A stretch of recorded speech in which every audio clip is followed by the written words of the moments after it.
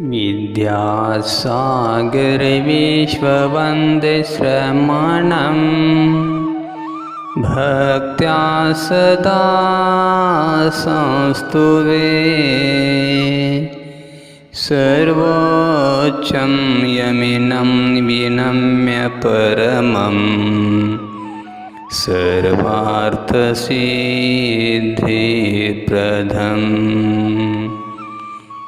ज्ञानध्यानतपोभिरक्तमुनिपं विश्वस्य विश्वाश्रयं साकारं श्रमणं विशालहृदयं सत्यं शिवं सुन्दरं विद्यागुरुवन्दनम्। अविनाशी अविकार परम रस धाम हो, समाधान सर्वांग सहज अभिराम हो, शुद्ध बुद्ध अविरुद्ध अनादि अनंत हो, जगत शिरोमणि सिद्ध सदा जयवंत हो। जैन दर्शन की सबसे बड़ी विशेषता यह है कि वह कहता है कि सभी आत्मा स्वयं परमात्मा है। स्वभाव से तो सभी परमात्मा है ही। यदि अपने को जाने पहचाने और अपने में ही जम जाए रम जाए तो प्रकट रूप से पर्याय में भी परमात्मा बन सकते हैं। जब यह कहा जाता है तो लोगों के हृदय में एक प्रश्न सहज ही उत्पन्न होता है कि जब सभी परमात्मा है तो परमात्मा बन सकते हैं, इसका क्या अर्थ? और यदि परमात्मा बन सकते हैं यह बात सही है तो फिर परमात्मा है, इसका कोई अर्थ नहीं है। इसका कोई अर्थ नहीं रह जाता है, क्योंकि बन सकना और होना दोनों एक साथ संभव नहीं है। इसमें असंभव तो कुछ भी नहीं है, पर ऊपर से देखने पर भगवान होने और हो सकने में कुछ विरोधाभास अवश्य प्रतीत होता है। किंतु गहराई से विचार करने पर सब बात एकदम स्पष्ट हो जाती है। एक सेठ था और उसका 5 वर्ष का एक इकलौता बेटा, बस 2 प्राणी थे। जब सेठ का अंतिम समय आ गया तो उसे चिंता हुई कि यह छोटा सा बालक इतनी विशाल संपत्ति को कैसे संभालेगा। उसने लगभग सभी संपत्ति बेचकर 1 करोड़ रुपए इकट्ठे किए और अपने बालक के नाम पर बैंक में 20 वर्ष के लिए सावधि जमा योजना फिक्स डिपॉजिट के अंतर्गत जमा कर दिए। सेठ ने इस रहस्य को गुप्त ही रखा, यहाँ तक कि अपने पुत्र को भी नहीं बताया। मात्र एक अत्यंत घनिष्ठ मित्र को इस अनुरोध के साथ बताया कि वह उसके पुत्र को यह बात तब तक न बताए जब तक कि वह 25 वर्ष का न हो जावे। पिता के अचानक स्वर्गवास के बाद वह बालक अनाथ हो गया और कुछ दिनों तक तो बची संपत्ति से आजीविका चलाता रहा, पर अंत में रिक्शा चलाकर पेट भरने लगा।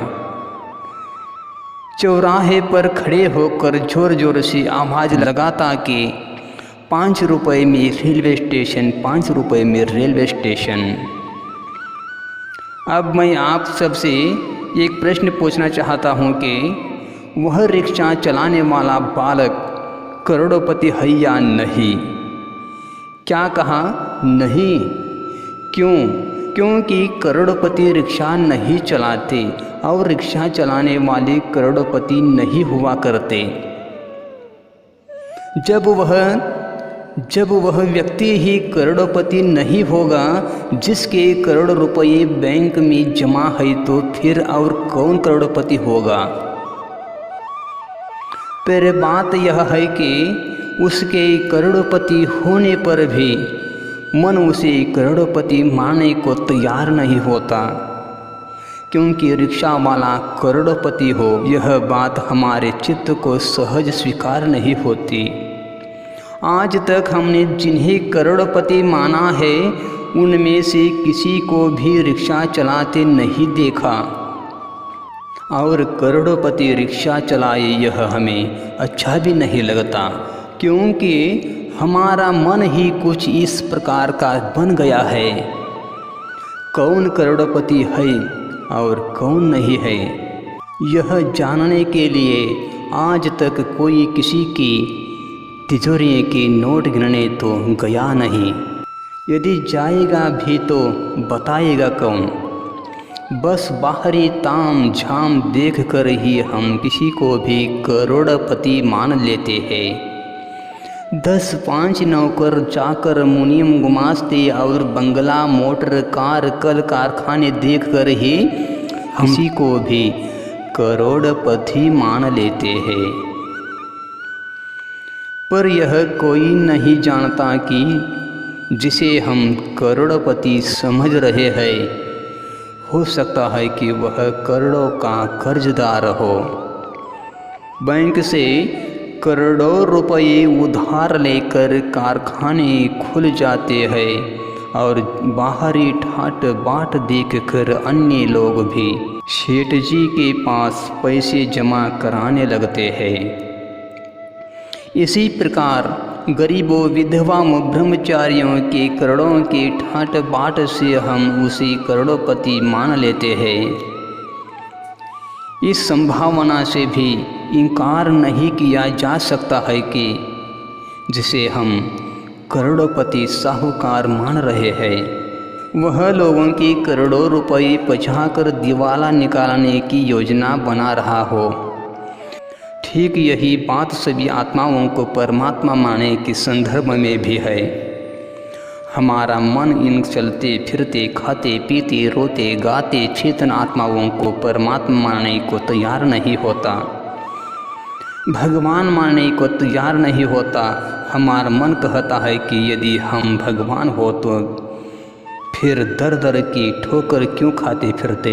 अज्ञान अंधकार में डूबा हमारा अंतर बोलता है कि हम भगवान नहीं है, हम तो दीनहीन प्राणी है, क्योंकि भगवान दीनहीन नहीं होते और दीनहीन भगवान नहीं होते।